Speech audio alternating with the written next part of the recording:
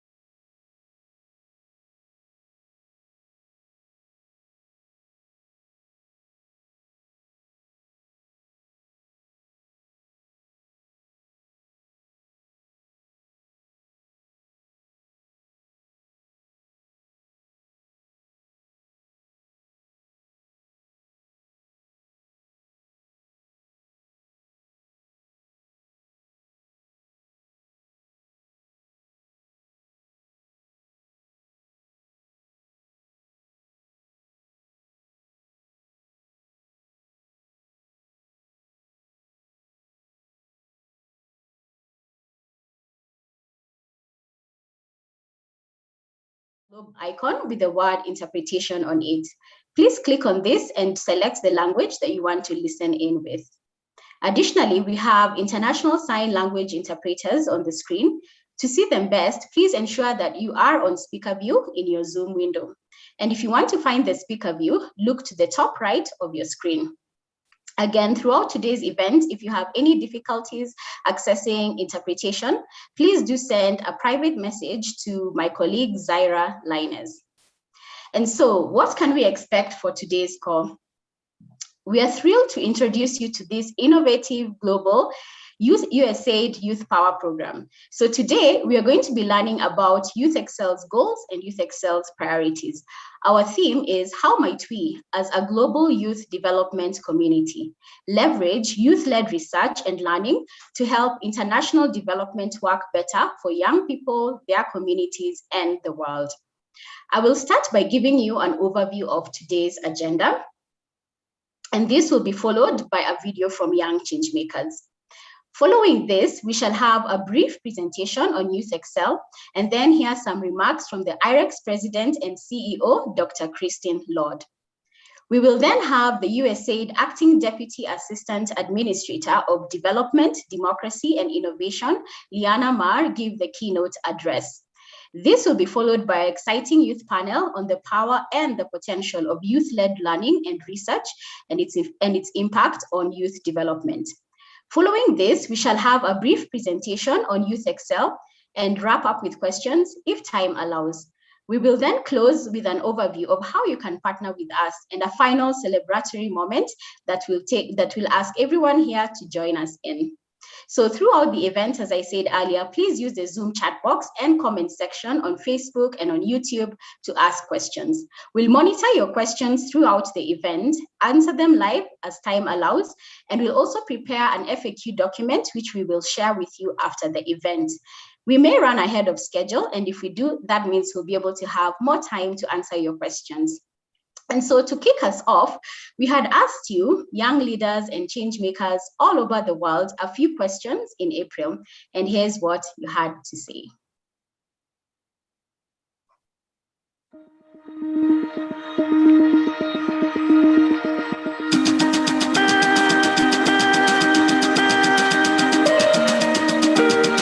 For so long, youth have been told that they're not good enough to be joining decision-making tables. They're yet to learn about the world, they're yet to earn the right degree, they're yet to learn how to speak. They're yet to become something. And so this has only led to more marginalization, more exploitation. Today, youth can lead research and have always been ready.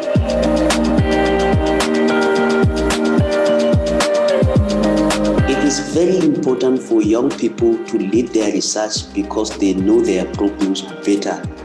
It is from my own personal experiences of joining policy-level committees in India and in United Nations consultations that I realized how important leading research is, because hadn't I joined those committees, the issues of youth for something as simple as inclusive education would not have been taken into account in the reports or in the recommendations that were being framed by the United Nations or by respective governments in India. It's important for young people to lead research because research forms part of the evidence that influences policy making, resource allocation, and philanthropic efforts that help enable and sustain change or impact.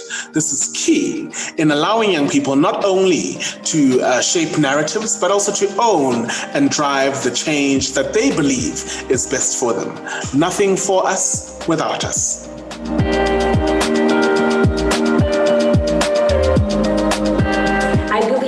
That working with youth give us a power to share information with those who might not have it, to share and learn from others' information and be able to transform our world and create an impact. In my work, I believe information is power because it grants me open access to resources, solutions, and resources that keep me a step ahead. As a peace practitioner and activist, and my work, information is power, because you would know that which source of interventions you should apply, and also how to get your message to the right audience for a positive result. I believe in information as a tool for social transformation and development. In my line of work, information is power because access to the right information is necessary to make effective decisions. In my work and experience, I believe information is power because it actually can change how territories are managed. It can change how we understand what community and collective intelligence is, and it can change the way we relate with the environment and with each other. It can apply to different public policies, actually changing our futures and changing as well our participation in the construction of the new way back.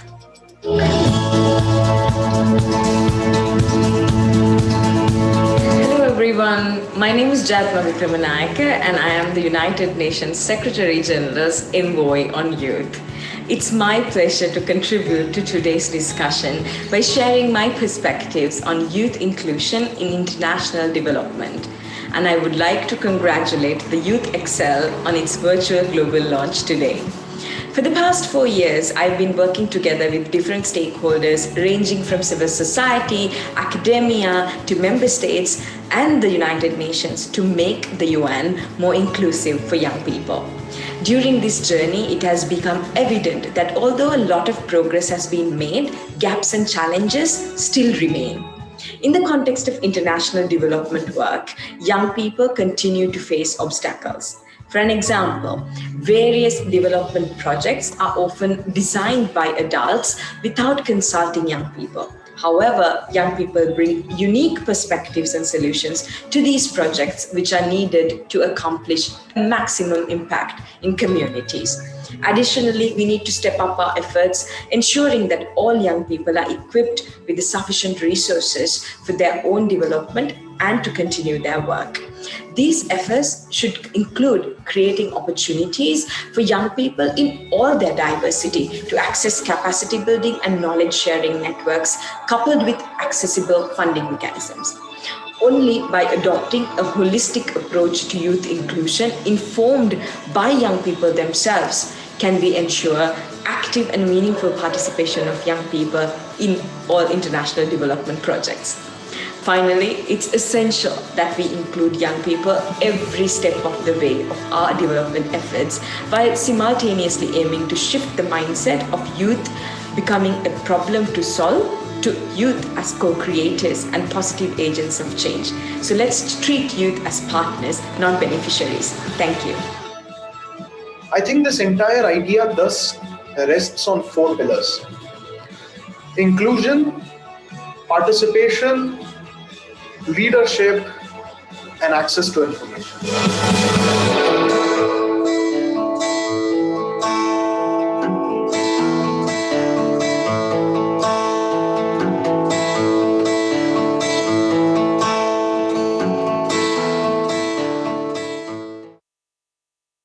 I hope you found that as inspiring as we did at Youth Excel. Just a quick reminder before we continue, please do use the speaker view mode for the best view, which you can change at the top of your Zoom window. I'd like to now introduce you briefly to Youth Excel. Youth Excel is a complex global program. We're working in multiple countries just in year 1 alone. We have 10 partners, some of whom you'll hear from today, and we're also testing new approaches.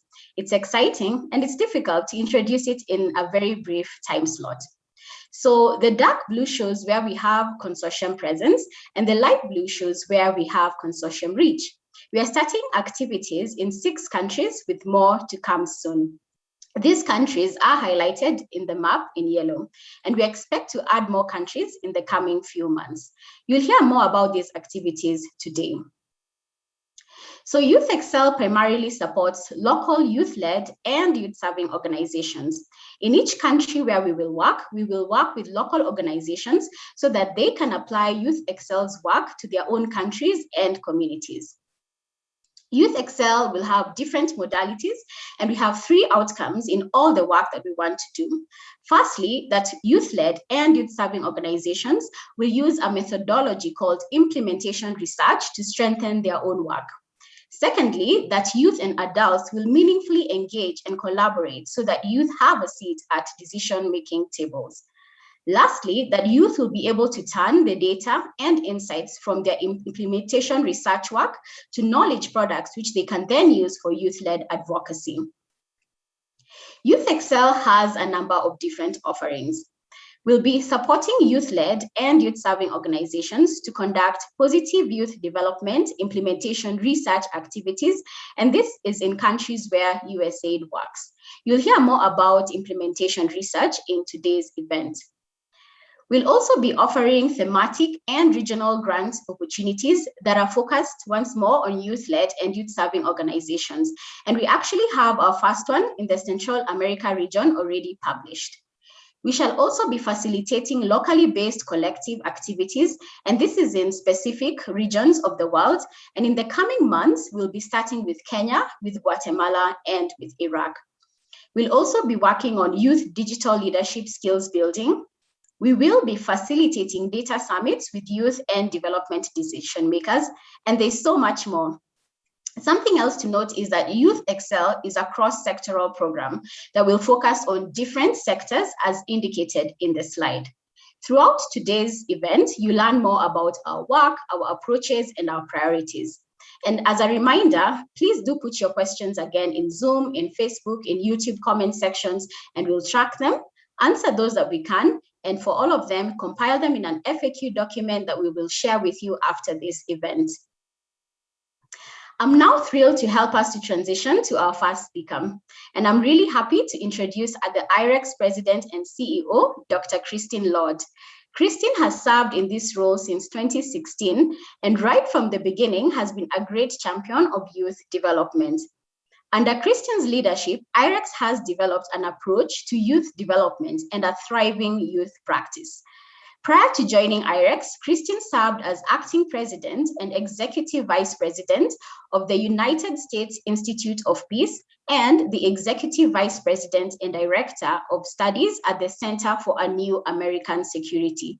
Here, she oversaw the center's research and served as one of the 3 members of the center's leadership team. Welcome, Christine. It's a real honor to have you speak at our launch today. Thank you, Sylvia, and greetings, everyone. It's such a pleasure to be here. As Sylvia mentioned, I've spent much of my career working at the nexus of research, education, and development. I've placed a huge priority on youth at IREX, and so I couldn't have been more thrilled when I learned that USAID had chosen IREX as its partner for Youth Excel.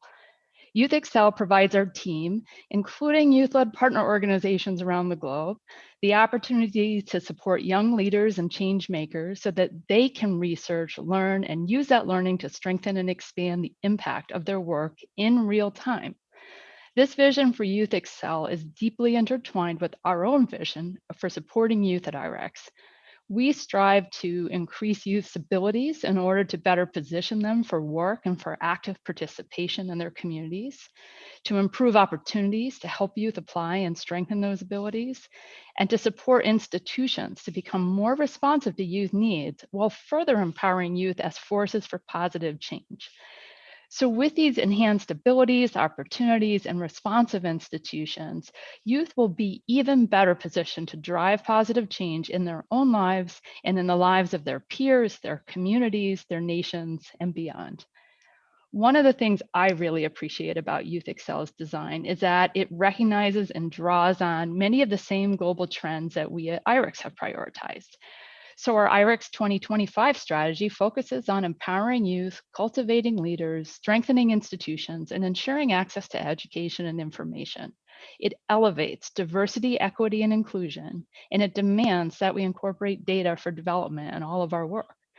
So as always, we are honored to work alongside USAID and our partners to find new ways to ensure that youth lead and influence development, leveraging research and data.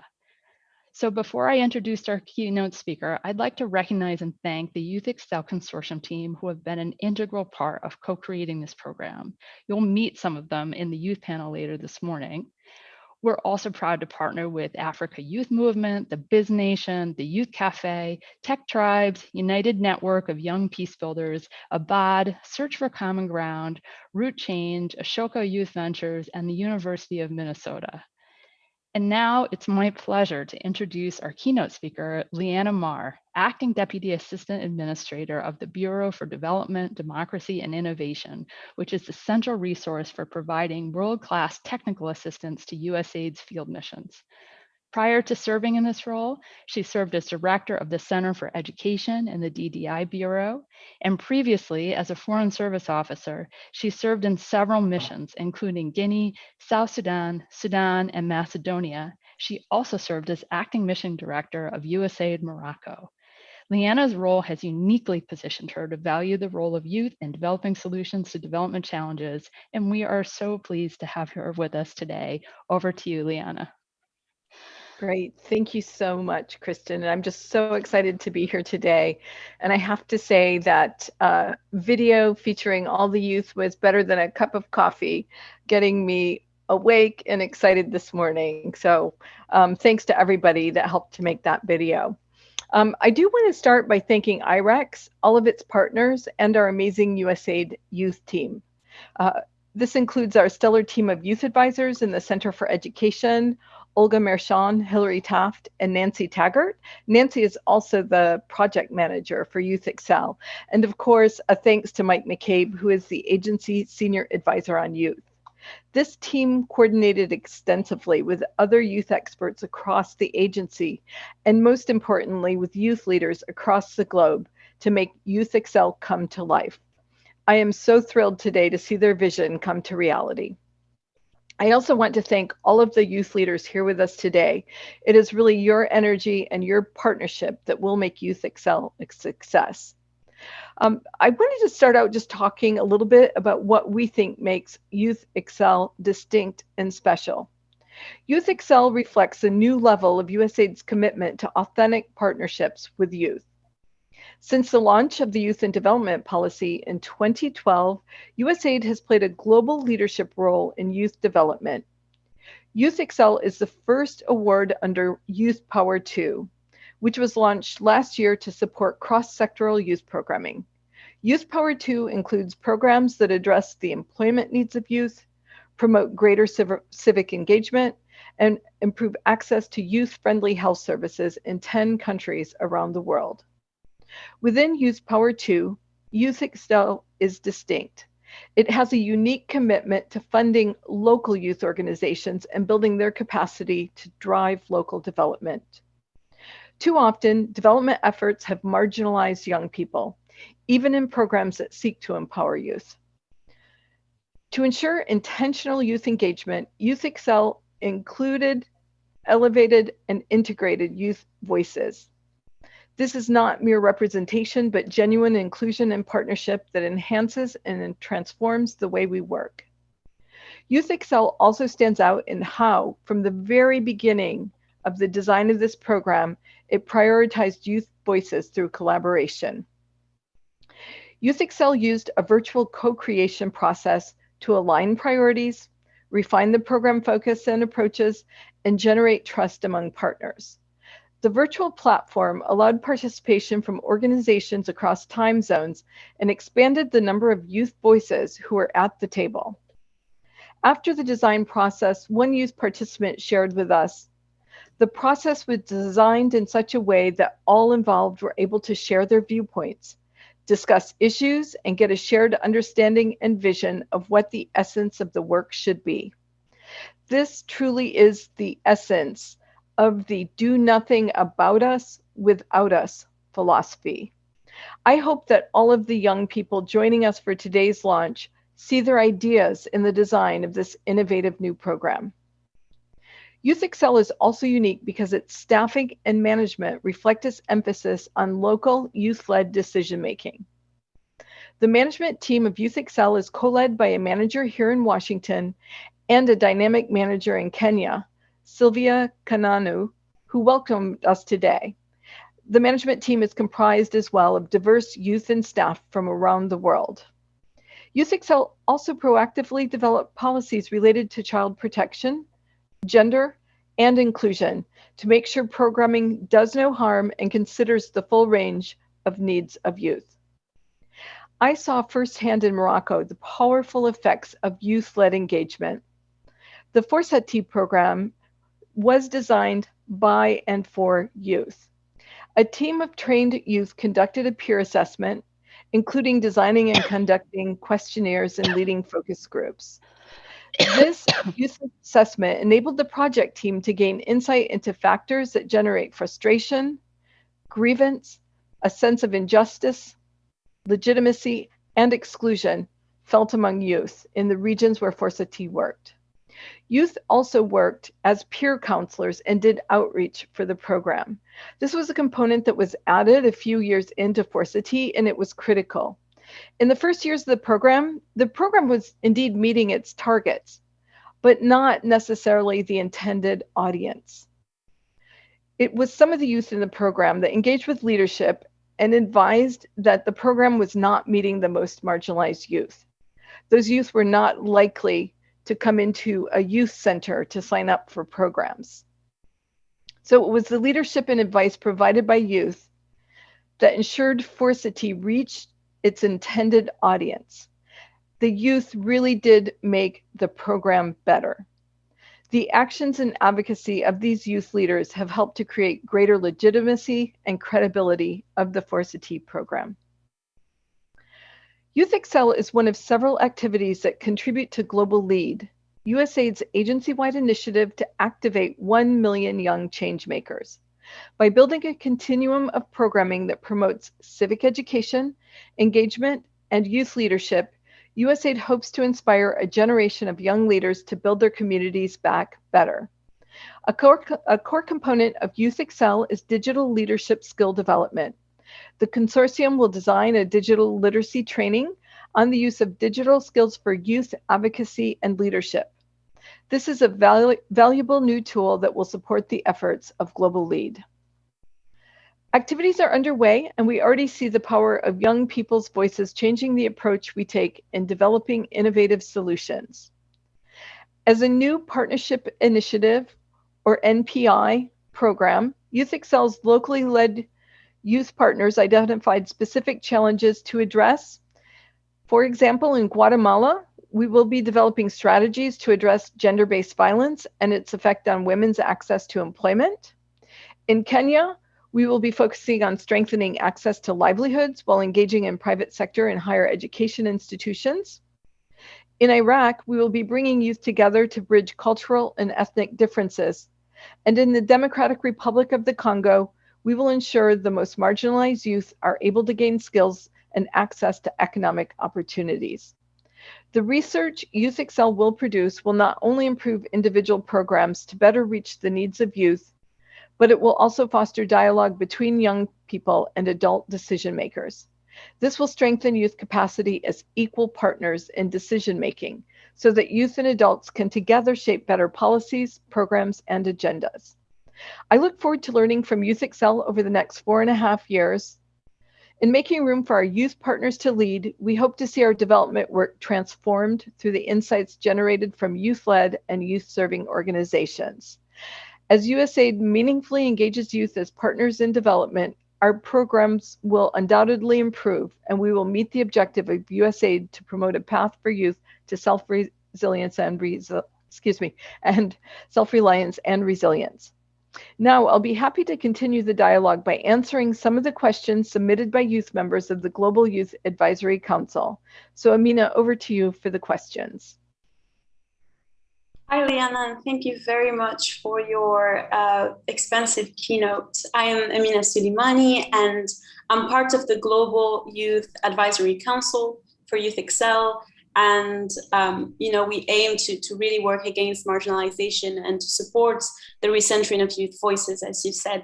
And I'm here because I have questions that a lot of young people have asked from across the world. The first question is how can I or can my organization get involved in Youth Excel or in other USAID programs in my country? So we had questions from Haiti, from Liberia, Rwanda, and we know that so many young people across the world are also interested in hearing your answer. Thank you, Ms. Amina. So Youth Excel is really just at the beginning of its work and will expand opportunities to many more countries in the coming 4 years. One way to stay in the loop is by following Youth Excel on social media. The team will share opportunities, including grants, events, and workshops. They will also solicit youth input over the life of the program. Youthlead.org is also a great resource for information on youth-related USAID funding and training webinars on how to apply for USAID grants. As far as getting involved with other USAID programs, I recommend reaching out to the USAID mission in your country. You can use the USAID mission directory on our website at usaid.gov to find out who to contact. If there's a specific program you are interested in, research the chief of party or implementing partner and reach out to them as well. There's often mailing lists you can ask to join about new funding opportunities. I'd also like to make a plug for our new partnership initiative, NPI. Reach out to USAID's NPI office to find out about potential partnerships for local organizations. Another great place to start is by taking our How to Work with USAID training series modules. We'll make sure you get a link to that after the session. Thanks, Amina. Thank you so much for this thorough response. And I think it provides a great leeway into the second question, which is, why did USAID decide to focus on youth-led and youth-serving organizations and implementation research more specifically? And what does USAID enjoy about working with these youth-led organizations? So these are great questions.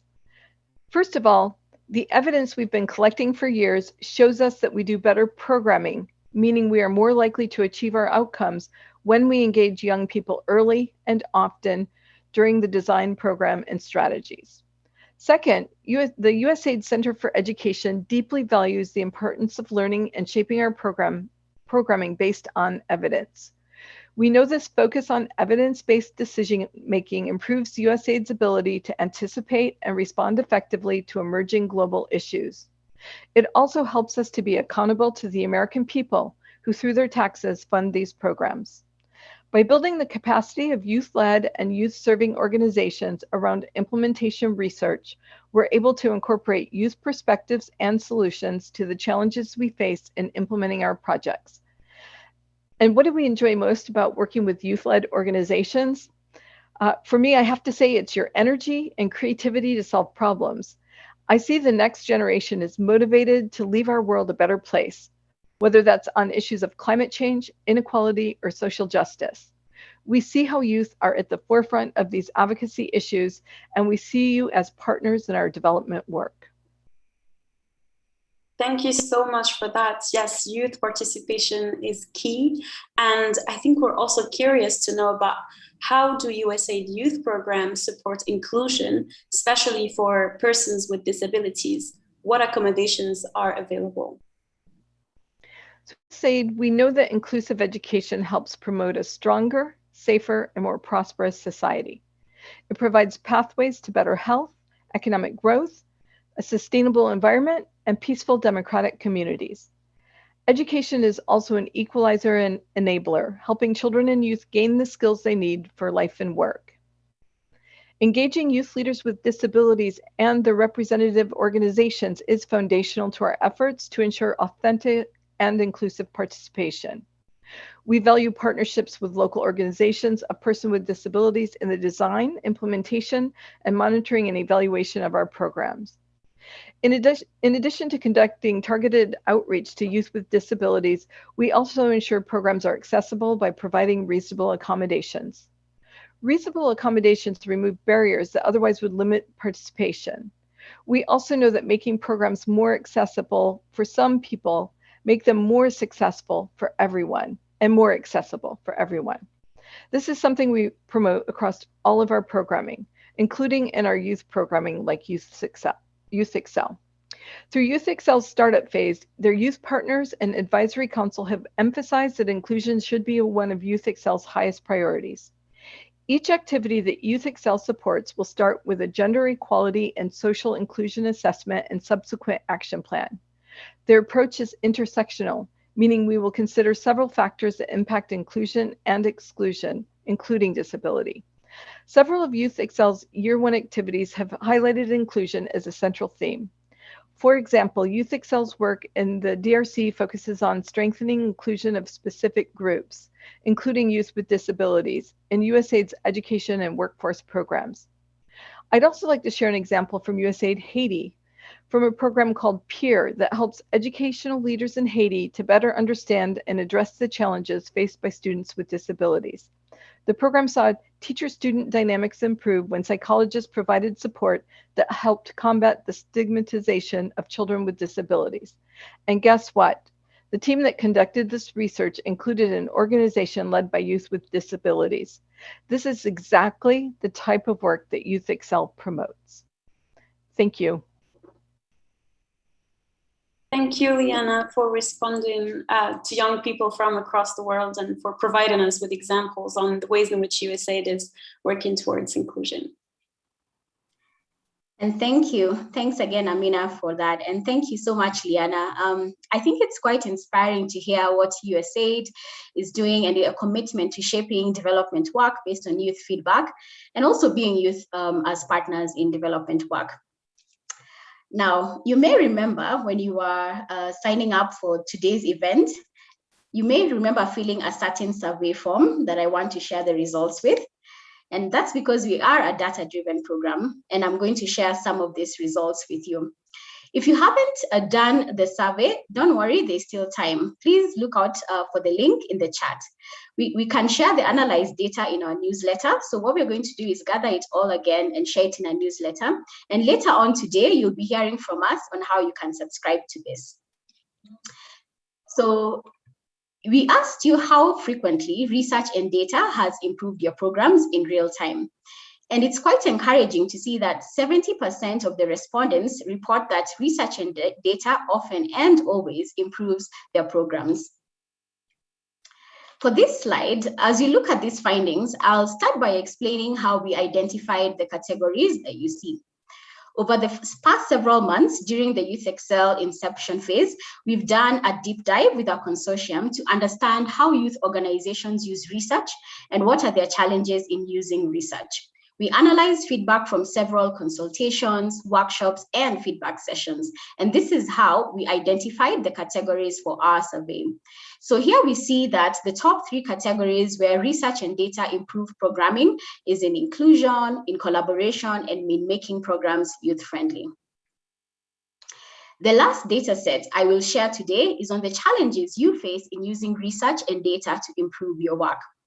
A couple that were frequently mentioned were research or data that is either not useful or accessible, or a lack of time or flexibility to conduct research or adapt programming based on the findings, and even a lack of collaboration between researchers and implementers.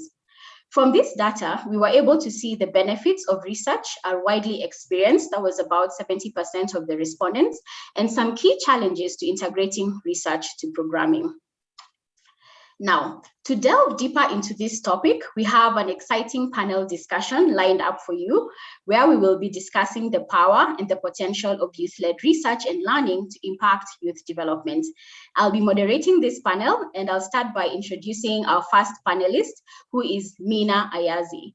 Mina is a program officer at the Children and Youth Division at Search for Common Ground and the co-chair of the U.S. Youth Peace and Security Coalition. Mina is a young peace builder with experience in organizing diaspora and youth advocates for peace and justice. She supports Search for Common Ground's global and US-based youth peace and security advocacy, youth programming, and youth protection. Welcome, Mina. Also joining this panel is Karen Carvajalino. Karen is a passionate dreamer, enthusiastic entrepreneur, an author, and a social leader. She is the co-founder and CEO of The Biz Nation, an online education platform that teaches marketable skills and business education to youth and women.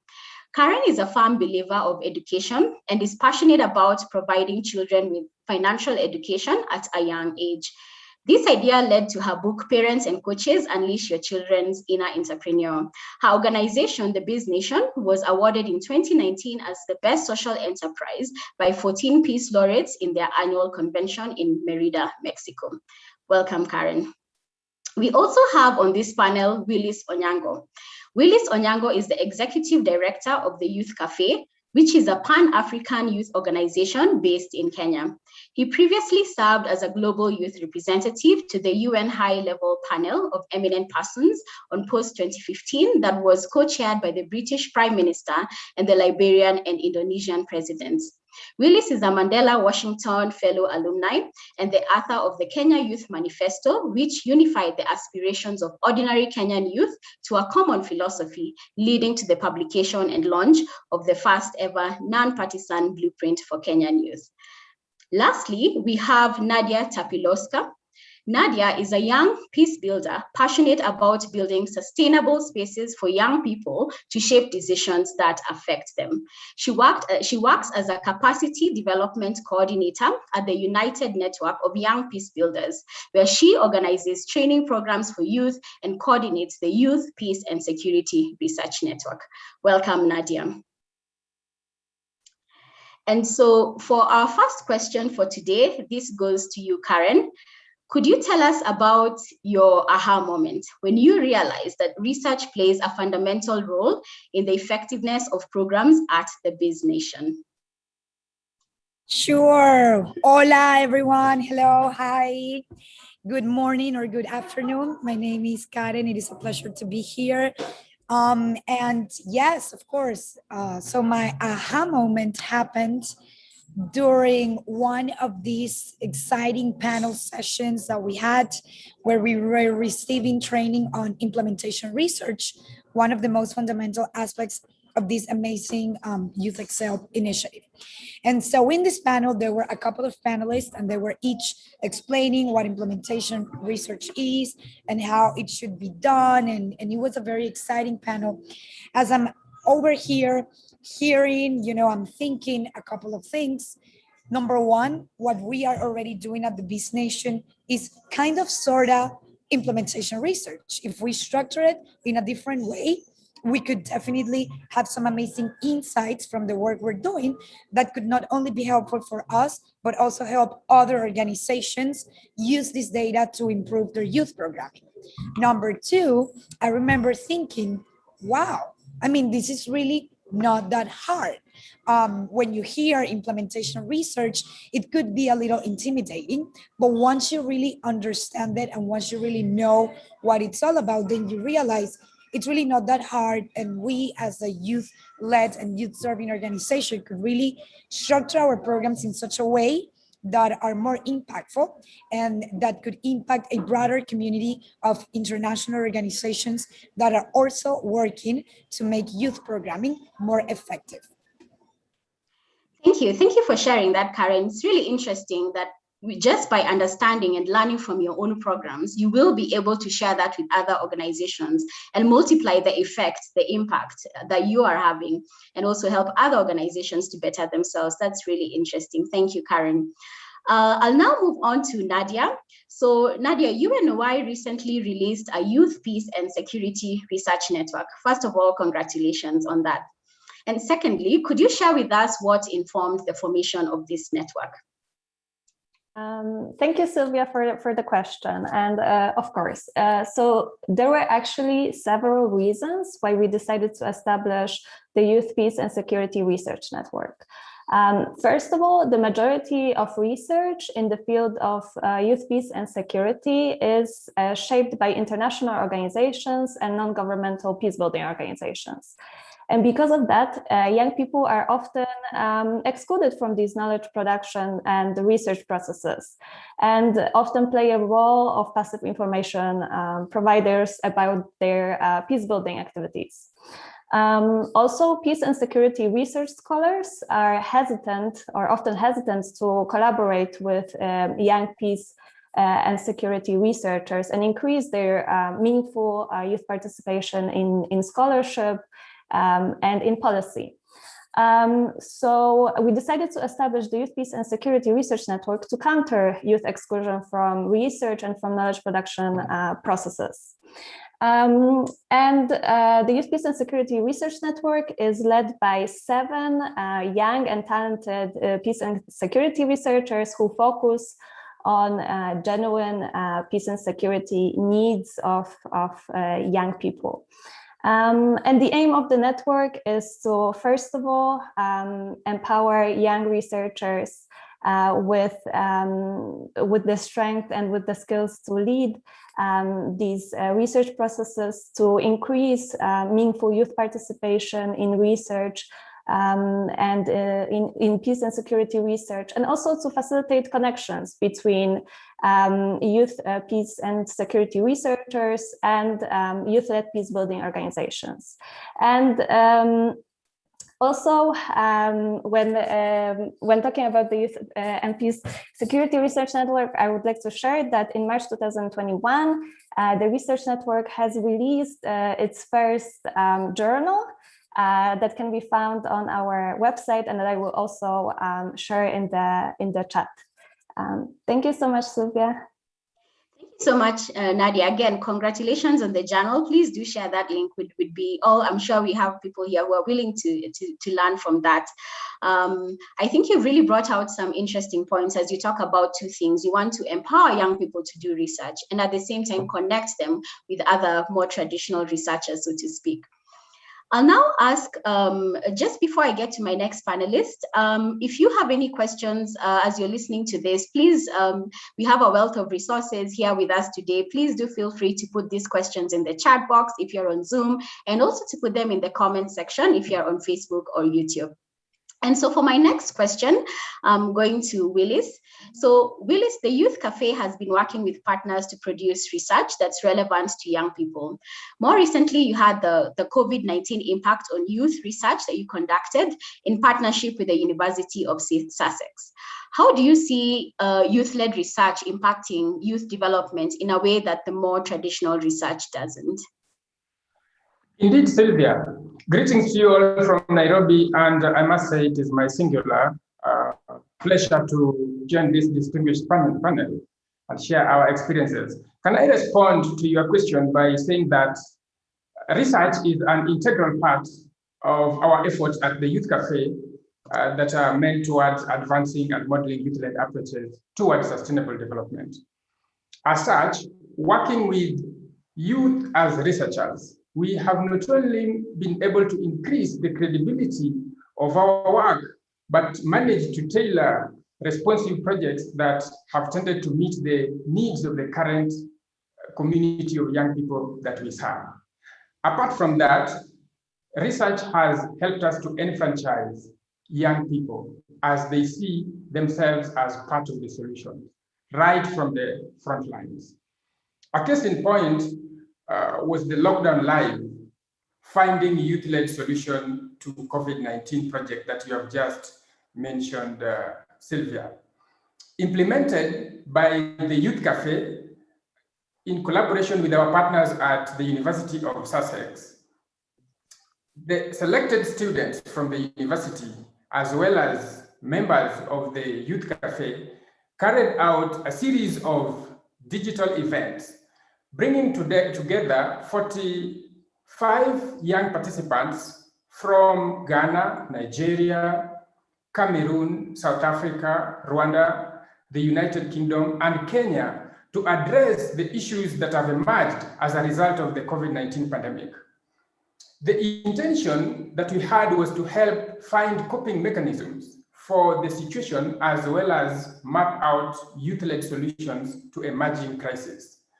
Through the project, we looked at the impact the pandemic has had on learning, on mental health and health literacy, on the use of technology, the internet and disinformation, on civic space and participation, on safety and protection issues, as well as the immediate future of the global economy or post-COVID futures. Now, each event in the series involved a preliminary planning event each week.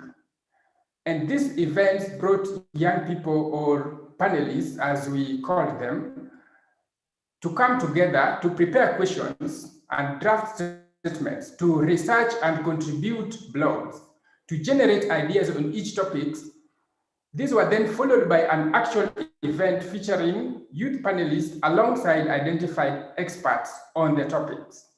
We saw young people's ideas, ingenuity, and energy enrich the project on many special ways. For example, the Youth and COVID-19 series of podcasts proposed by young people themselves continue to date to provide safe digital convening spaces for young people to facilitate ongoing interactions, even as the pandemic evolves. The podcast has played an important role in educating and advocating for the youth perspectives with regards to the pandemic. As a result of our project, the Youth Cafe's leadership in youth involvement amidst the crisis was recognized. And as such, we took part in the COVID-19 Relief Fund Disbursement Program that cumulatively benefited over 200,000 marginalized young men and women. In addition, our health and information literacy program won the first position during UNESCO's Global Awards for the year 2020. Our participating young people continue to feature in various national and local TV and radio programs to magnify youth voices and promote their meaningful involvement in post-COVID recovery programs. At the Youth Cafe, we believe that if an intervention is designed for youth, then it should be designed with them. As such, by joining young people with experienced researchers, the Youth Cafe has benefited from both sides. To sum it up, if you want research recommendations to become actions faster, then work with young people. For more information about our project, we'll be happy to share links to our final reports. Thank you. Thank you so much, Willis. Even as you were speaking, I was seeing, some common themes that are coming up. Liana earlier mentioned how working with youth enables us to tap into their creativity, their ingenuity, and you've also said the same thing. And you've also talked about an important point that came out during when we were looking at the survey results. We saw that one of the problems is that there's no time or flexibility to implement. But when we work with young people, we're able to see that they respond faster. We can implement the solution. So that's a really interesting find. Thank you for sharing that. Again, as I continue, please do feel free to continue sharing your questions. We'll get to that right at the end of the session. My next question goes to Mina. From your experience, Mina, what are the common misconceptions in the development sphere regarding youth-led research? Yeah, thank you, Sylvia. It's hard to follow up on my panelists, and I think that they've touched upon a few of these misconceptions. A really common one is that young people don't have the capacities or experiences to conduct quality research because of their age. Another one is that youth-led research is not comprehensive or rigorous. And most importantly, and I think this goes beyond research as well, but young people's opinions are dismissed as unimportant. They're seen as troublemakers who cause conflict, and they're usually seen as threats to adults' leadership. The reality is that researchers, who mostly are adults, have gained a reputation of going into local communities, gathering information for their work, and then leaving. So not only are young people excluded from that process, but even when they are included, it can be experienced as extractive and top-down, and then young people begin to internalize their roles as beneficiaries and see themselves as dependent to those in power. And this makes no sense because young people make up the majority of populations in a lot of the countries that we target in international development. These practices and misconceptions are also an extension of really deep-rooted exclusion and brokenness in our international systems that represent the impacts of colonialism and imperialism. But what's exciting is that youth-led research aims to change all of this. At Search for Common Ground, we've pioneered projects which put the power of research, design, and advocacy directly into the hands of young people through our youth-led research methodology. We've learned that when young people have a chance to interact with research, understand and analyze a problem, they're better equipped to bring to life better solutions for the problems that directly impact them. We have impacted these type of research projects in conflict-affected contexts around the world, from Sierra Leone to South Sudan to Tunisia to Timor-Leste to Colombia and beyond. And we found that youth-led research is collaborative. It's rigorous and comprehensive. It's powerful, and it's a demographic reality and democratic opportunity. And these are all really, really important. I'll give a brief example. In 2019, a search used this youth-led research methodology in our Tufrati project in Lebanon, which really focused on bringing geographic and sectarian divisions through the promotion of shared Lebanese cultural heritage among young people in both rural and urban areas.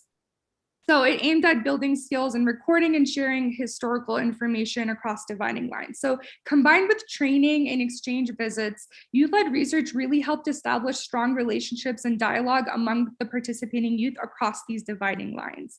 A few results from that project saw that there was a 79% increase in knowledge and awareness on the importance of protecting cultural heritage.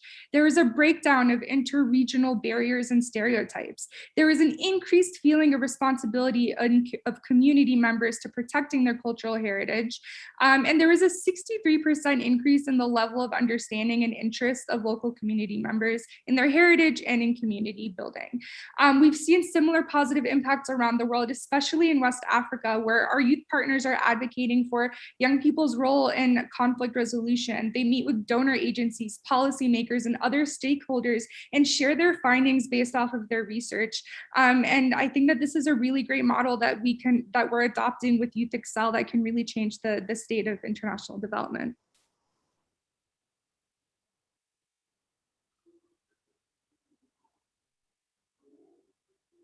All right, I'm off mute now. Thank you so much for sharing that, Mina. That was really insightful. I love that you have a case study. You know, you mentioned that the research is powerful. You've mentioned that it's comprehensive, it's rigorous. And I like that you have a case, as you did this in Liberia, you saw this actually come to pass. So this is not just, saying this, it's actually been tested that, involving youth in research leads to better outcomes. So thank you so much for that, Mina.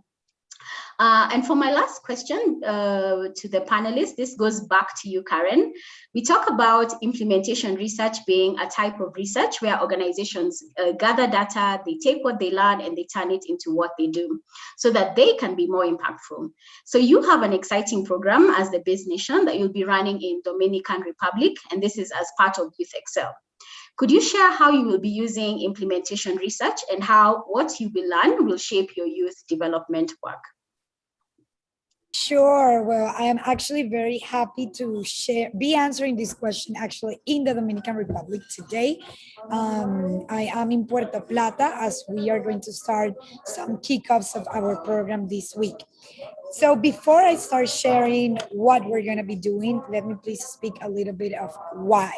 And over here in Latin America and the Caribbean, there is this situation with young people, actually this generation that have been called NINIs, N-I-N-I-S, which basically stand for young people between 18 and 28 years of age, which are neither working nor studying.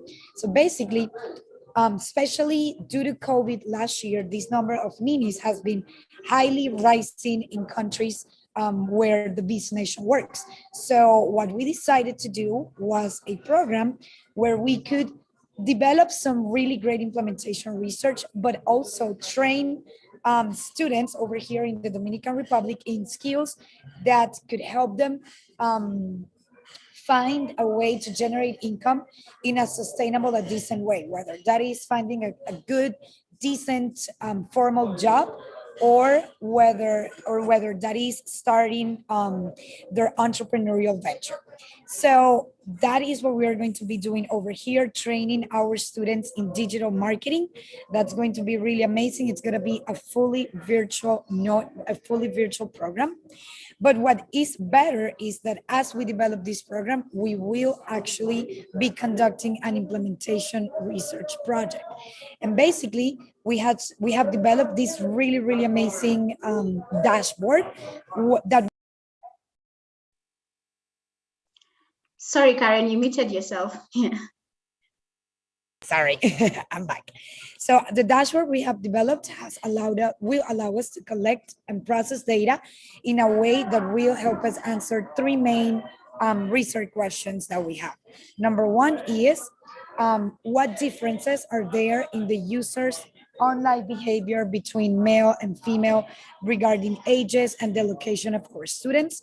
Number two is, what specific aspects of the program, such as the mentoring program that we've included, help our students find better opportunities? And number three is, what aspects or what content adaptations made the program more effective?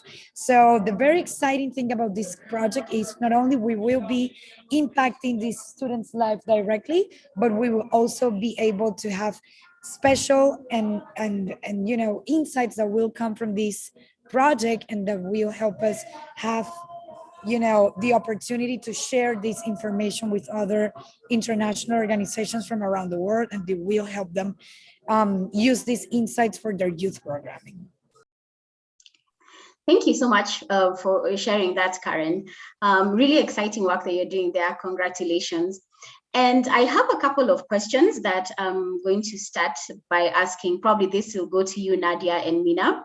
And so there's a question here that has come from Aldo, and this is, when we're talking about research, in which fields are we gathering information? So that's to you. Maybe Nadia, you can go first, and then Mina. Sure. Thank you, Aldo, for the question. So maybe I can speak on the Youth Peace and Security Research Network.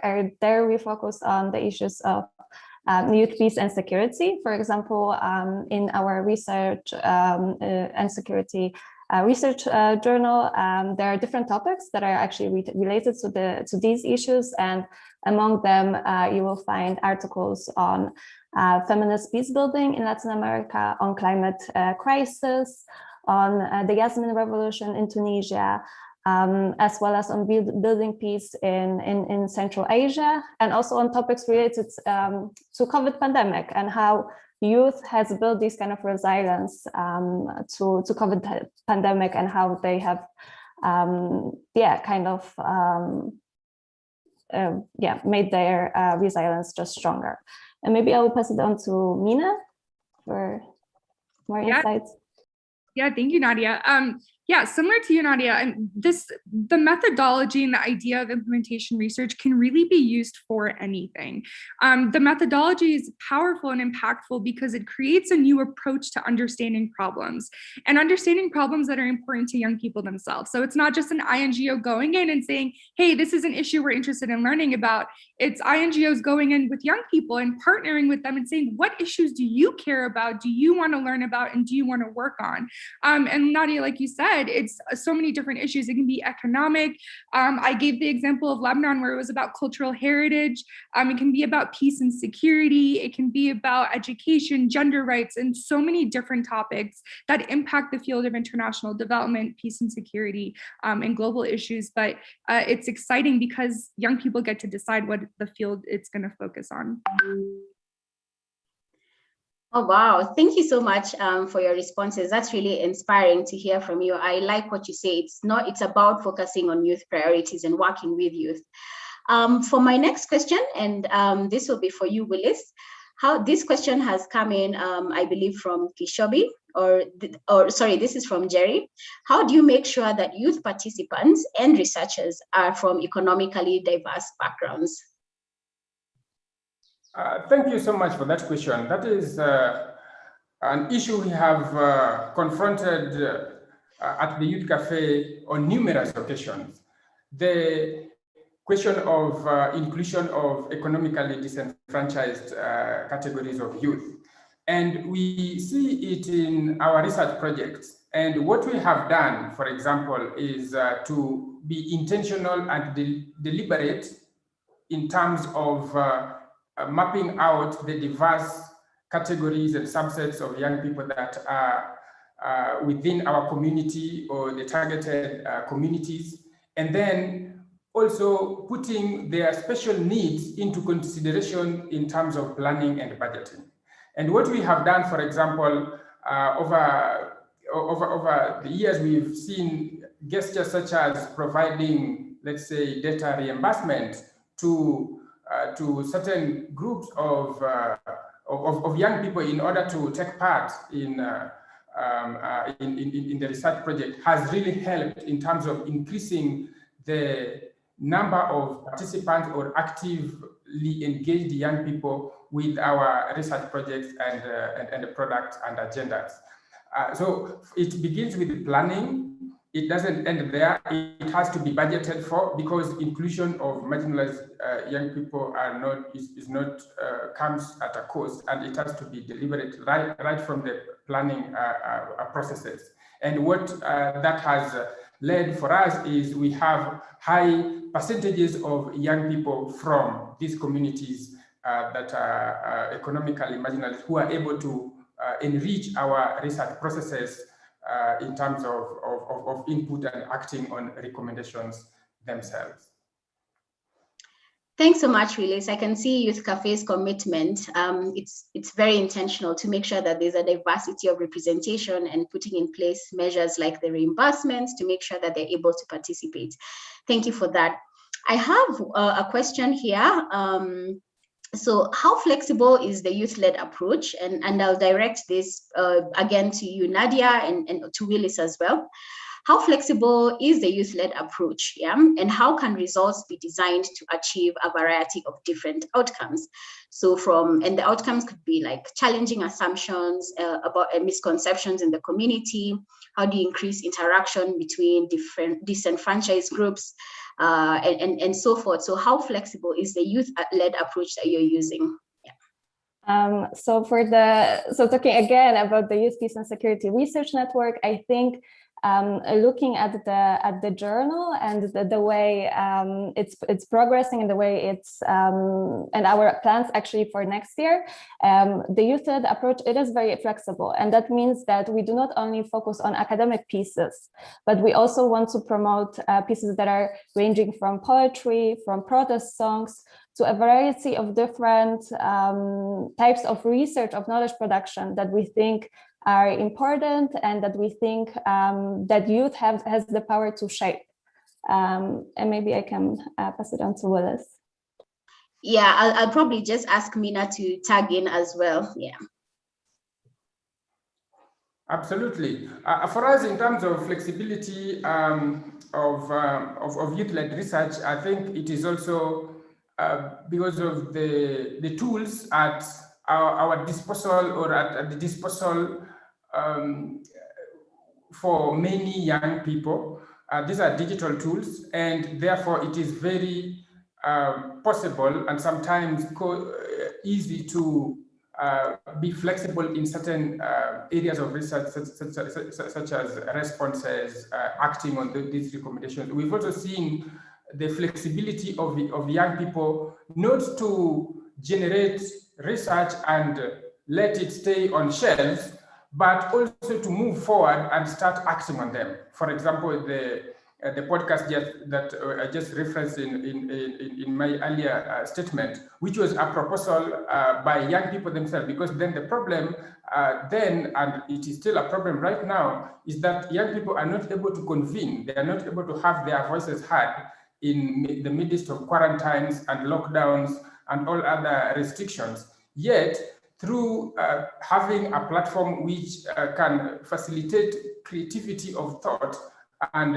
expressions through other ways, young people are then flexible to not only wait for other actors to come and help give life to recommendations coming out of the research, but are able to take certain aspects that they can do by themselves, using the tools at their own disposal to generate the research, and most importantly, to disseminate and make it be useful in their own lives.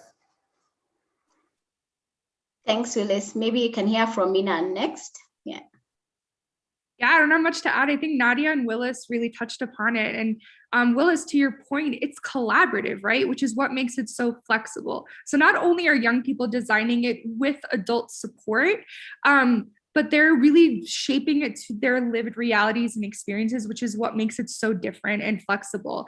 And through that collaboration, it creates community buy-in It helps young people develop research that they can translate to different audiences and stakeholders like policymakers and donors, and different members within the community. Another reason why it's so flexible is because it provides researchers and young people themselves with insights to their own feelings and emotions that are triggered as a result of issues, right? Which doesn't make it as a researcher going in and learning, but it turns into a two-sided conversation that creates space for vulnerability. And that vulnerability allows us to unpack different issues and really get flexible with the research. So I think it's flexible to all different contexts as long as young people are properly supported by the community. Yeah, I couldn't agree more. Thanks so much to all of you for that. For our last question before we release the panel, and this goes to you, Karen. How are your trainings conducted and what are the topics? Thank you so much for that question. So is this better? Can you guys hear me better now? Yes, I hope so. Okay, so again, our program is all about digital marketing and it will be developed online. However, we have kickoff sessions over here in the Dominican Republic this week where we will be meeting and motivating our students and showing them all the amazing opportunities that they can access with the training in digital marketing. Something that we always have in mind is how to make all of our trainings, whether they are online or on-site, dynamic, and how do we make it fun? How do we make them engaging? And how do we avoid just the transmitting of information where there's an instructor that speaks? Basically, we always engage our students with activities, group projects, presentation, special things that they have to do where they have to apply everything that they're learning. We are big fans of experiential learning. We are big fans of including elements that are, that are for visual learners, for kinesthetic learners, and for auditive learners. That way we have everybody engaged in our training sessions. The main topics of our programs will be starting from zero. So starting from content production, social media management, effective ways of content production, influencing management. There will also be Facebook ads, Instagram ads, YouTube ads, LinkedIn ads. We have everything related to Google, search engine optimization, search engine marketing. So it's a very comprehensive course. It will last a month and a week or so. And our students will have classes 2 times a week for 2 hours with our instructors. And then something that will complement all of the program is our mentors that are being trained right now before starting the students program. These mentors will conduct personalized sessions with all of our students. They each have 5 students assigned, 5 or 6. And we are very excited to see what the role of these mentors end up being with the success and engagement of our students in the program. Okay. Thank you so much for that, Karen. One thing I like about your programs is that you recognize that not everyone learns the same. So like having space for the different kinds of experiential learners. So thanks for sharing that. And with that, we've come to the end of our panel session. And I just want to make a note that these are some of our Youth Excel Consortium partners, and we're really thrilled to be working with them. They and also others in our consortium are super essential, and they are they have helped to contribute and build to what Youth Excel is today. So thank you so much, Nadia, Willis, Mina, and Karen for your contributions today. All right. Now, we have come to know a little bit about Youth Excel, I believe, at this point in time. And I want us to now get a little bit deeper than that. So this brings us to our next video for the day, where we as the Youth Excel team will be sharing with you what Youth Excel is all about. If you were in person, you'd get to meet all of us and hear from us in a more involved way. However, since we are now in a virtual format, we've prepared a 10-minute video to briefly introduce you to our approaches. We hope that this will pique your interest and your curiosity so that we can keep the conversation going even beyond this event.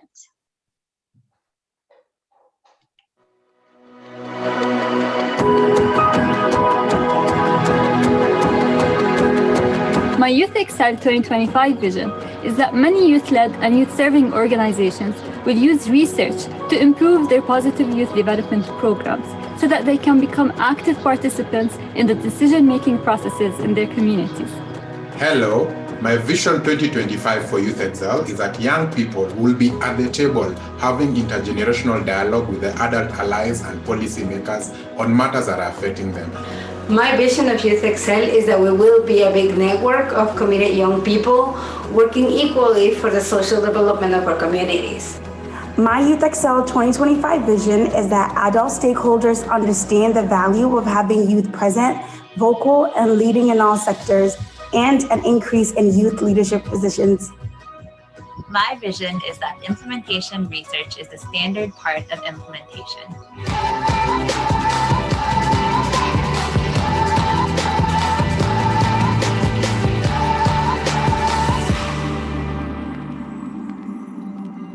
Hi, my name is Brian Bataya. I'm a social epidemiologist and mixed methods researcher.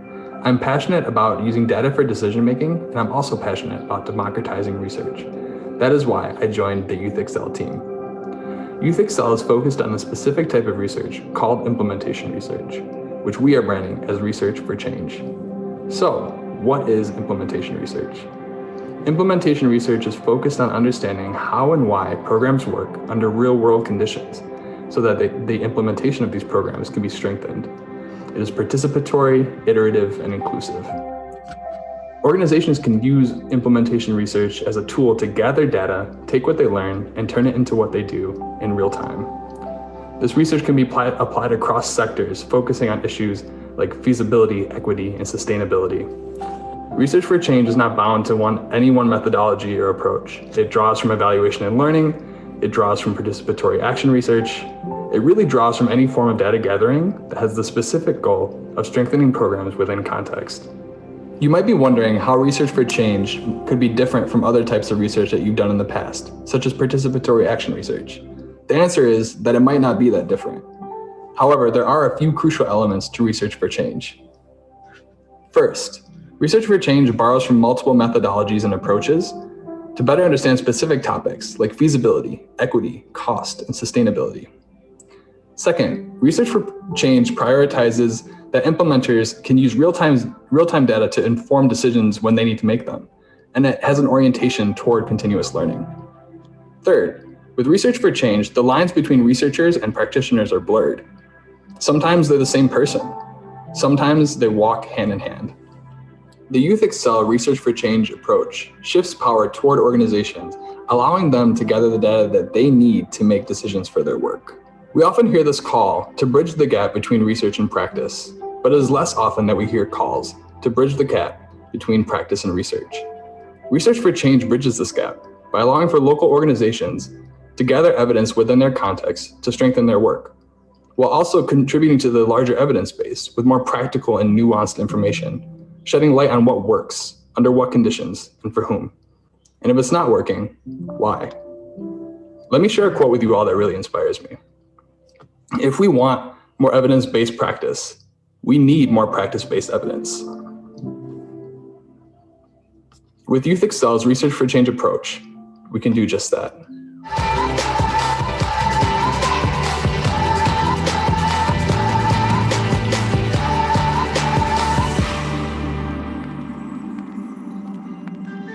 Hola, ¿qué tal?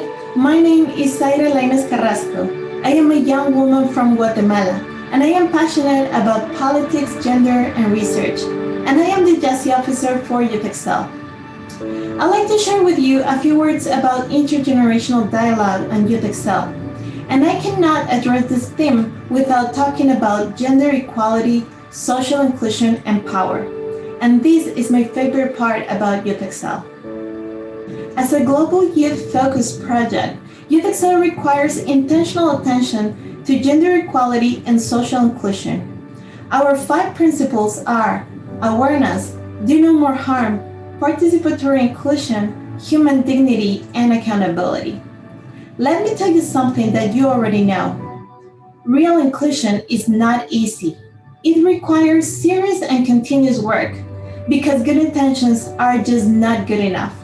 Because not thinking about inclusion is promoting exclusion. not talking about power differentials, is exacerbating them. Youth have very few opportunities of leading spaces and being seen not only as participants, but also as doers, creators, and leaders.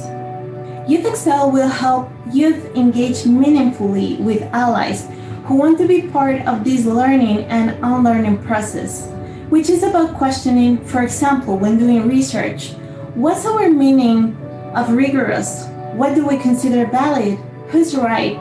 The academia? The global north? This is the great thing about research for change. It shifts power toward youth organizations, and they position themselves as role models for other youth. At Youth Excel, we are committed to strengthen those spaces for these powerful dialogues to occur.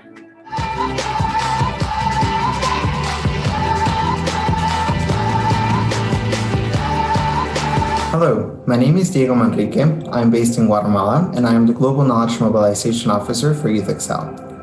I have a background across different areas of social sciences, and I'm passionate for youth development and transformative education, which is why I believe that informed youth are incredible driving forces of change. I'm happy to be working at Youth Excel because I can channel my passions through Youth Excel knowledge mobilization. But what is knowledge mobilization? So in Youth Excel, knowledge is a very important word. We want to drive change through collective and intergenerational learning. We want youth to create research-based products and facilitate learning spaces that will enable youth to influence decision-making and development agendas. This is why in Youth Excel, we speak about knowledge mobilization. Knowledge mobilization refers to the strategic dissemination of products with a focus on driving change through the dissemination of information and data. In Youth Excel, we also want to challenge some of the traditional notions about knowledge and knowledge management. We believe that knowledge should be dynamic, interactive, and democratic. We want to highlight the importance of youth being at the very center of knowledge creation and dissemination. The aim of Youth Excel knowledge mobilization is to provide useful and actionable knowledge that informs decision-making, improves youth programming, and ultimately drives change. So let me share with you how will we go about knowledge mobilization in Youth Excel. We will provide quality and actionable information and data to different stakeholders in the development ecosystem. By doing so, Youth Excel is contributing to improve youth programming among youth-led and youth-driven organizations, but also creating a culture of research and data-driven approaches within youth programming, but also with diverse traditional and non-traditional stakeholders. I believe that information is power. This is why knowledge mobilization is key. In the context of development, knowledge represents a unique resource to support youth into exercising their agency and transform their communities to become more sustainable and prosperous.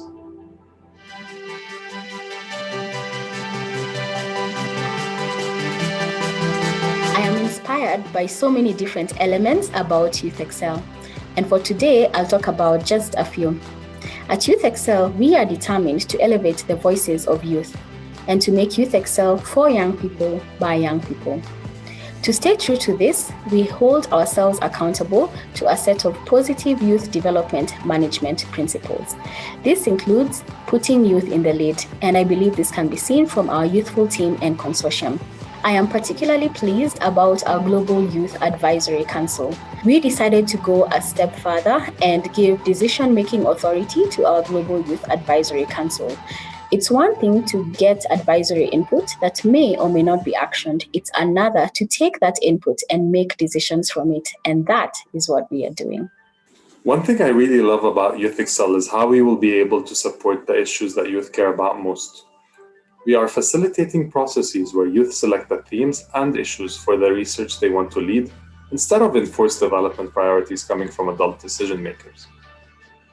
A great example that I want to share is how we decided on the theme for the first Youth Excel grant competition in Central America region. We held a series of participatory discussions with our consortium members, including 5 led youth organizations, and separately with our Global Youth Advisory Council. The grant competition theme, Girls' Safety and Mobility, was identified by these groups as their top priority. The second priority, Youth Mental Health, will be the theme of our next grant competition for Eastern and Southern Africa. Imagine with me Youth Excel running these grand competitions globally, allowing youth from all around the world to select what matters to them most. How great is that? We will be able to see new youth coming and working to create change within their communities as they are being called to what they are passionate about. So what's so different to me about co-leading Youth Excel is the intentional commitment that we've made to learning. Sylvia's talked about the PYD management principles, but it's so much more. We built real-time learning into everything we're doing, meetings, sessions, and we have a framework.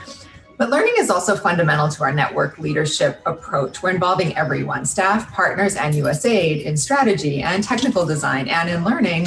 And that means that everyone can serve as a technical leader for the project. This isn't top-down. It requires trust and flexibility and humility. But when we're modeling learning and accountability, it creates a new tone for everyone.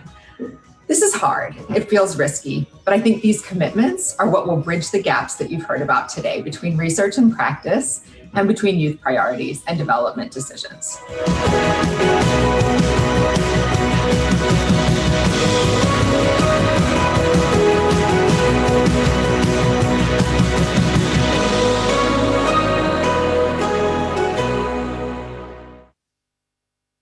Hi everyone, my name is Salib Sharat and I'm the Communications Officer for Youth Excel.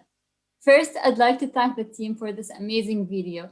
It really shows how passionate the team is to making Youth Excel a success. These different visions and approaches are ones that we always look for in order to make this project a success. Now we have a few questions for the team, and I'm gonna start with the first one from Alonso to Brian and Zaira. The question is, how are you overcoming the paradigm of elitist research? That's something frequently is present in countries. Over to you, Brian or Zaira. We can put her on Thursday. Hi, can everyone hear me okay? I have some background noise. My name is Brian Bataille. I'm the Implementation Research Senior Technical Specialist for Youth Excel. And I just wanted to say that with implementation research, we actually champion this idea of practitioners being in the lead. And the research has actually demonstrated that when practitioners lead and communities lead in research, that the rigor, relevance, and reach of research is actually strengthened, not diminished. So at the heart of this, what we're really trying to say is that while traditional research says if it's not based in the peer-reviewed literature, it's not technically sound, Youth Excel takes this a step further to say, if it's not usable, if it's not approachable, if it's not accessible, it's also not technically sound. Great, Brian, thanks for that. And just to complete that is that we find that we have adult-led systems that reinforce power differentials. And well, usually we find the global north, the academia telling us what's right, what's rigorous. So in Youth Excel, we are challenging these ideas and we want to find new meanings for what's valid and rigorous. And we know that youth, that communities know what they want, what they need. They have this knowledge. And in Youth Excel, we want to mainstream that knowledge and make a new balance for power differentials and hear the all those voices that we usually don't hear. Thank you, Brian and Zaira. This is very insightful and interesting to learn. Our second question is from Hisham to Sylvia. And the question is, working with youth-led and youth-serving organizations is important for the sustainability of local partners. However, for these organizations to create long-term impact, they probably need to be oriented on how to impact the local youth ecosystems. Is there a component in this activity that aims at orienting local partners on policy implementation, scale, advocacy, and stakeholders' systematic engagement using data? The culture of data and evidence is challenging in many of such ecosystems, and it takes a long-term effort. Over to you. All right, thanks, Hisham, for the question. This has multiple parts to it. I'll try to answer each of them. So first and foremost, I do want to, a great point, this is a good question. And I want to recognize that it's not easy. Behavior change is not easy. It takes time. We want to move to a place where we have a culture of evidence and data, and that takes time.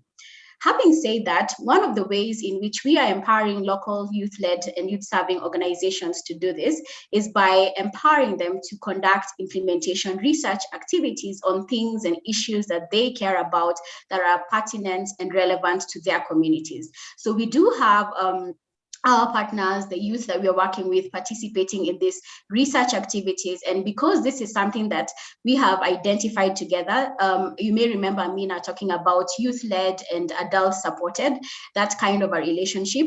We're able to ensure, that these skills are being strengthened and they're being developed in young people, so that even beyond Youth Excel, they can use these skills for development. And you also talked about something around how can we also orient local partners on policy, scale, advocacy, stakeholder engagement. And so something else we believe in Youth Excel is about systemic change. Earlier, I may have talked about collective activities, and we do agree that if there is going to be sustainable change, we need all stakeholders involved to be working together.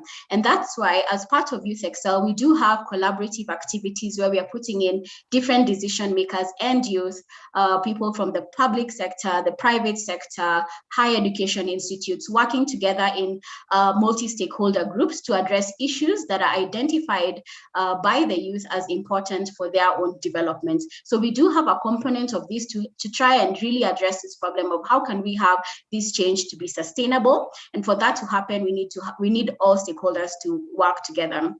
And something else about sustainability, as Rachel mentioned in the video, learning is really inbuilt into everything that we are doing at Youth Excel, whether it's formal in terms of like trainings when we're gathered together, or even taking the form of, we have like very specific capacity development approaches. And so one of the things we do is for local partners, the youth-led organizations, we do have an interesting capacity development approach where young people identify what their priority areas are, where they want to grow, and we support them along the way. So we act as mentors to them, we guide them in the process of their own capacity development and strengthening. I think there's so much more I can say on this, but looking holistically at the picture is something that we at Youth Excel are trying to do by making sure that all the activities we're doing will outlive even the 5 years that we have in Youth Excel. Thank you. Thank you, Sylvia. This is really exciting to hear, an interesting approach that we're really excited to maintain and to cope throughout the project. We have a third question, and this one is to Rachel, and it's from Erjona. And this question is from Facebook, actually, and says, what is the expansion strategy of the program in different countries of the world? And he gave an example of Kosovo. And he says, Kosovo really needs a program like this since the majority of the population is youth under the age of 35. Thanks so much for that question. I actually almost sounds like I planted that question because I wanted that question to be asked so much today. I also saw a question come in the chat about Afghanistan, but I hope that there are many more folks on the call who are also wondering, how can Youth Excel expand? And this has been something that's been such a priority for us from the beginning, from when we've been planning the program. How can Youth Excel, working with the young people that we're working with now, provide resources and tools and support to help youth-led and youth-serving organizations wherever they are and wherever they're working to do the type of work that they're telling us needs to be done, which is how we built this program. You'll hear a little bit more about how to stay involved with us when we wrap up the session, but just a couple of points to make. First, as you look at our consortium, and you may remember from that map Sylvia showed, our consortium somehow covers and reaches to almost all countries in the world. So when you look at our website and find where our consortium partners are, you may be able to reach consortium partners that will, as we develop our activities and approaches, have access to them. in any country with a USAID mission or USAID presence, we hope we might have an opportunity to collaborate more directly. For those of you who are on the call who are representing USAID missions or USAID programs, you can reach to the Youth Excel AOR, or you can also reach to us and we can connect you with the Youth Excel AOR to talk about opportunities. And then we're also going to be publishing just tons of opportunities on our social media. And some of those opportunities are going to be looking for recommendations of where we should focus grant competitions, what thematic areas and what parts of the world. We're starting activities. This is just our first year, our first of 5 years. So we're starting activities in 3 regions, but we hope to be able to reach everywhere in the world, not only where USAID is working, but then also with resources more broadly. So we hope that you'll stay engaged with us and look out if you last till the end for a couple of more suggestions and opportunities. Thanks again for asking that question. Thank you, Rachel. I think we have a couple more questions. So we'll take one from Emmanuel, and this one is directed to Sylvia. The question is, how do you ensure that there is continuous learning from the youth? All right, thanks for that question, Emmanuel. I think I may have in part answered this when I talked about how learning is incorporated into every activity that we do in Youth Excel. And one such activity I talked about was the multi-stakeholder groups. We are actually calling those the icons, right? And so that stands for issue-based collaborative networks, where we are bringing together youth and adults to be able to address issues that are a concern to youth in their community. And for example, we have this happening probably next month in Kisumu, in Kenya. We're going to have this in Iraq and in Guatemala for this year. So the idea is that as we are bringing young people together to work together with themselves as youth in development work and also with adults, there's going to be ongoing iterative learning and program adaptation. So for example, they're going to, as they come together, it's through a series of workshops where they come together, they learn formally, they learn from each other, they collaborate with one another. Then they have work apart sessions where they take what they've learned and implement it through implementation research into their own organizations. So they go and test out some of what they're learning into their organizations, and then they come back again and they share out and say, when I tried this, this is what happened in my organization. So what we are saying is that learning is ongoing in Youth Excel. We believe it needs to be iterative. We can't stay fixed, that what we believe today may not be true tomorrow. So having that mindset, that learning mindset, that growth mindset is one thing that we have to make sure that youth are continuously learning. Thank you. Thank you, Sylvia. This is a great answer. We have one more question, and it's from Kawira. I hope I'm pronouncing your name correctly, and it's to Zaira. The question is, how do other youth-led and youth-serving organizations and teams focusing on different challenges faced by different youth minority groups collaborate to ensure sustainable inclusivity? Thank you.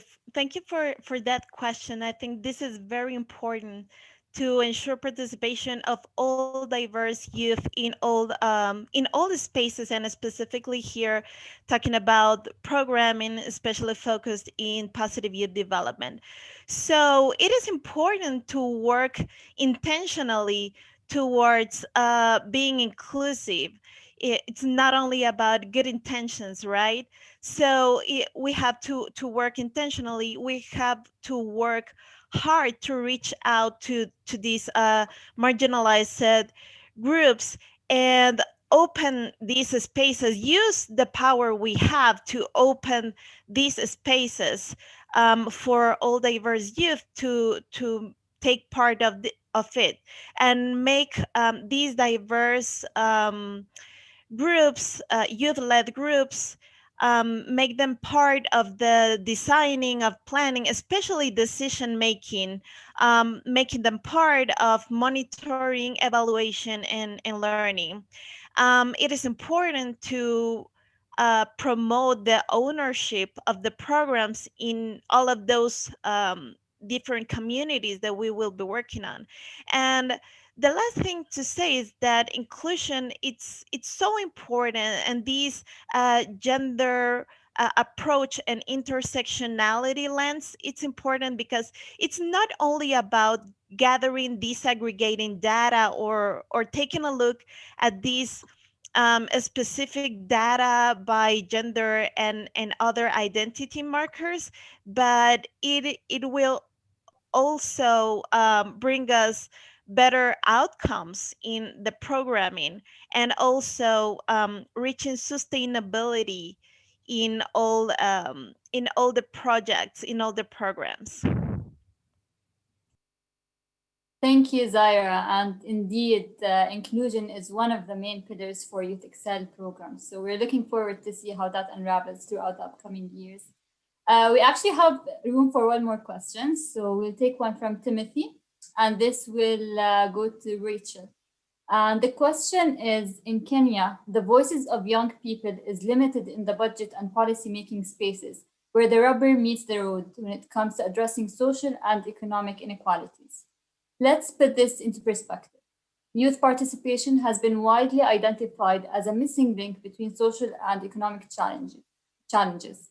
For example, unemployment and continued public spending, including spending on programs that are perceived or deliberately designed as youth sensitive. How different is Youth Excel program? How are the data and knowledge unique and targeted to bring about actual change, or rather actually shape policy budget priorities?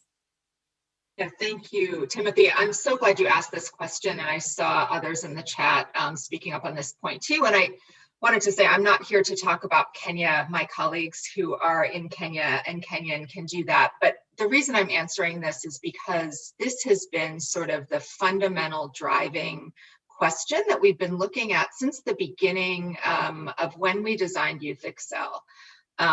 Why is it that there have been calls for youth participation for many, many years? And I think likely everyone on this call really believes strongly in the value of youth participation, but there's still a gap, as you say, where the rubber meets the road. And why is that still happening when there have been, many, many years now of investment in youth engagement and youth participation? So this is a question we've been looking at actually with our consortium and with our Global Youth Advisory Council, and our high level kind of goal, it's like a short-term North Star for the first year, is really looking at and answering this question: how do we bridge the gap between research and practice, between gathering data and applying that data so that there is change in policy, and so that there is change in budget priorities, and so that there is change in development decision making.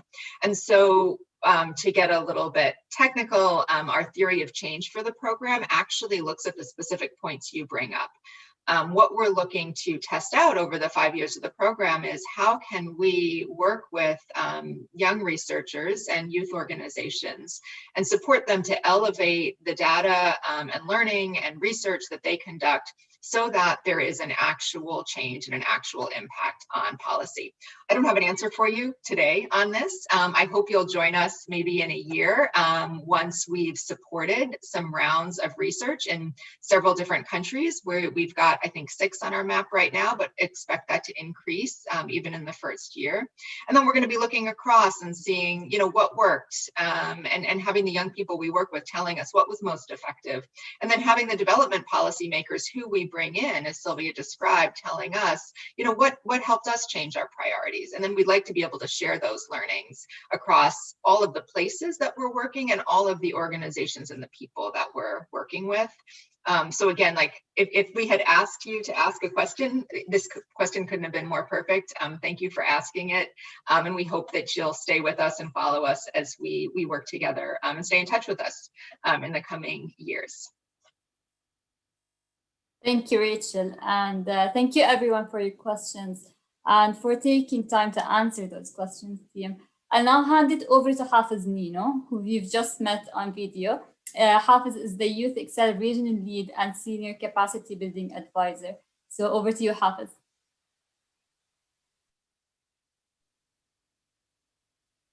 Hello, everyone. My name is Hafiz Nino, and I'm the Regional Lead for Youth Excel. It's great to be here with you today and to see all of you attending and participating with us in the event. We'd love to get your feedback today, and after joining our session, we'd love to know what most inspired you. Please go to the Mentimeter using the code on the screen and fill the 3 words or phrases that first come to your mind when you're thinking of Youth Excel.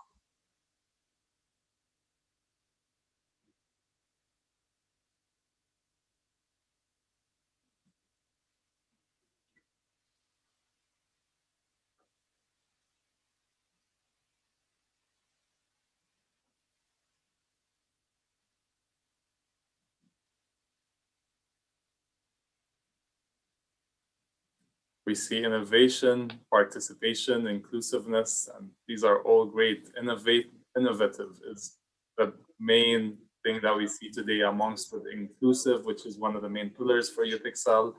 Exciting, participatory, inclusive, which is really strong and something that we really want to stress on throughout our program.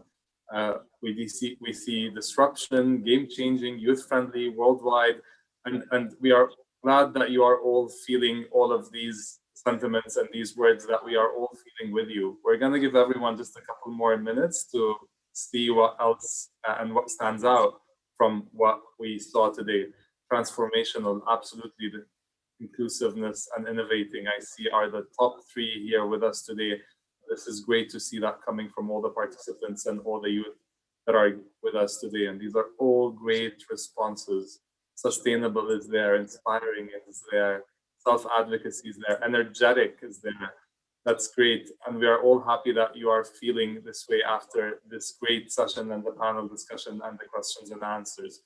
Which brings me to my next point. Thank you everyone for participating. These are all great things to bear in mind when thinking of Youth Excel.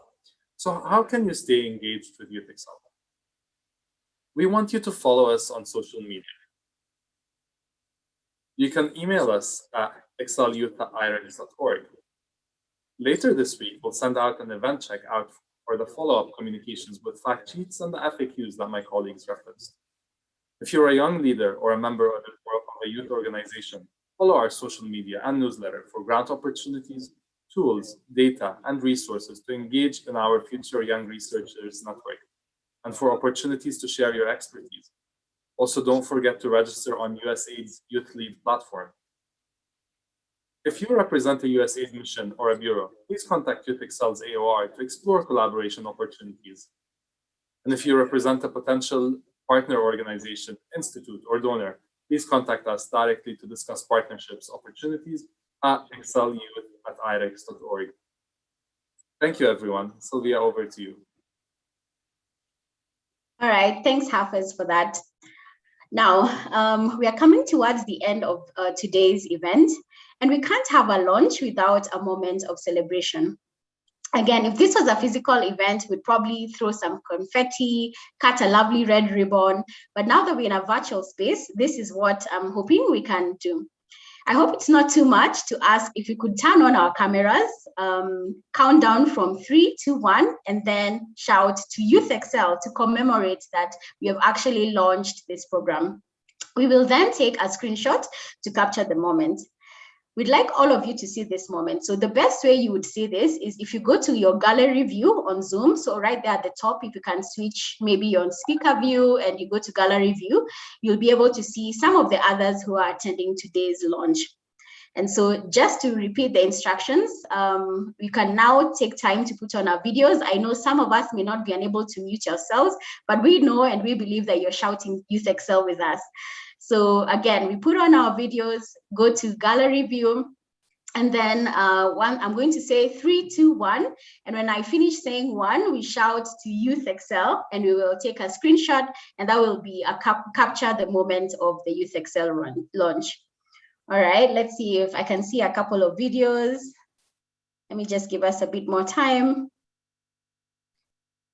Getting there. Oh, nice. I'm seeing quite a number of videos. All right, I think we are ready now. Okay, so I'm going to say this. All right, are we ready? Here we go. 3, 2, 1, to Youth Excel. Youth Excel! Yay, thank you. so much, everyone. It's been really fun hosting this session. I've enjoyed doing this. Please do keep in touch, as Hafez shared the various ways in which you can keep in touch. And again, look out for an email from us coming to you this week. This will have a recording of today's session, and again, how you can continue to remain engaged with Youth Excel, as well as the FAQ document that we'll be sharing with the answers to all your questions. So depending on where you're joining us from, enjoy the rest of your day or your evening. And thank you so much for having been with us for today's launch. Thank you so much, and have a good rest of the day or evening.